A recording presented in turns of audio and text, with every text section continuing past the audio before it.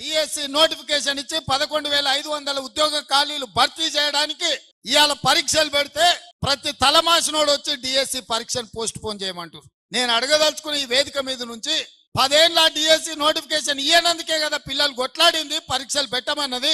2022లో notification ఇస్తే ఇప్పటి వరకు పరీక్షలు జరగలేదు, పెట్టమనే కదా అన్నది. మనం క్యాలెండర్ డేట్ ప్రకారం ఇవాళ డిఎస్సి నోటిఫికేషన్ ఇచ్చి పరీక్షలు పెడుతుంటే కొంతమంది టిఆర్ఎస్ సన్నాసులు పరీక్షలు రాయనోళ్లను చదువు రానోళ్లను ఇవాళ ప్రభుత్వం పరీక్షలు వేయాలంటారు. గ్రూప్ 1 పరీక్షలు వాయిదాలు వేయాలంటారు. 2022లో ఆనాడు 1:50 లాగా నోటిఫికేషన్ ఇచ్చి పరీక్షలు పెట్టాలనుకున్నారు. పెట్టిన పరీక్షల ప్రశ్న పత్రాలు జిరాక్స్ సెంటర్లలో ఎక్కడ పడితే అక్కడ చౌరస్తాల పల్లి బఠానీలు అమ్మినట్టు అమ్మితే పరీక్షలు రద్దయిపోయినాయి.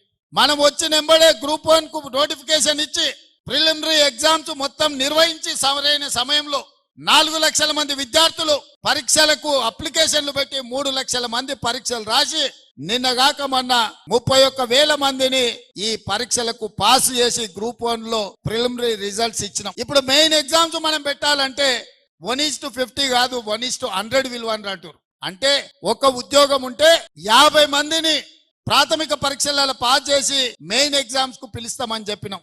సగం దూరం వచ్చినాక ఇప్పుడు 50 కాదు 100 మందిని పిలువ అంటారు. ఏందయ్యా ఈ దొంగన కొడుకుల ఆలోచన అంటే 1:100 పిలువంగానే కోర్టు స్టే ఇస్తుంది, పరీక్షలు రద్దు చేస్తుంది. నువ్వు నోటిఫికేషన్ల 1:50 ఇచ్చి పరీక్షలు అయిపోయినాక 1:100 ఎట్లా పిలుస్తావు? ఒక ఉద్యోగానికి 50 బదులు ఒక ఉద్యోగానికి 100 మందిని ఎట్లా పిలుస్తావు?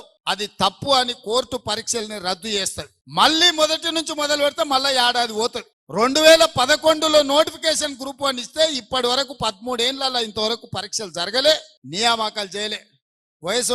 వయసులో ఉన్న పిల్లగాడు మధ్య వయసుకు వచ్చిండు, పెళ్ళైనోనికి పిల్లలైన వాళ్ళ పిల్లలు బడికి పోతున్నారు, పరీక్షలు మాత్రం పూర్తి కాలే. నేను ఏదైనా చేసి డిసెంబర్ లోపల పరీక్షలు చేసి దాదాపుగా 1000 మంది గ్రూప్ 1 ఆఫీసర్లను తెలంగాణ రాష్ట్ర నిర్మాణంలో ఫలితాలు ఇచ్చి వాళ్ళను అధికారులను చేయాలని నేను చూస్తుంటే ఈ దొంగలంతా గూడుపుటాన్ని చేసి ఆ పరీక్షలు పోస్ట్ పోన్ చేయమంటారు.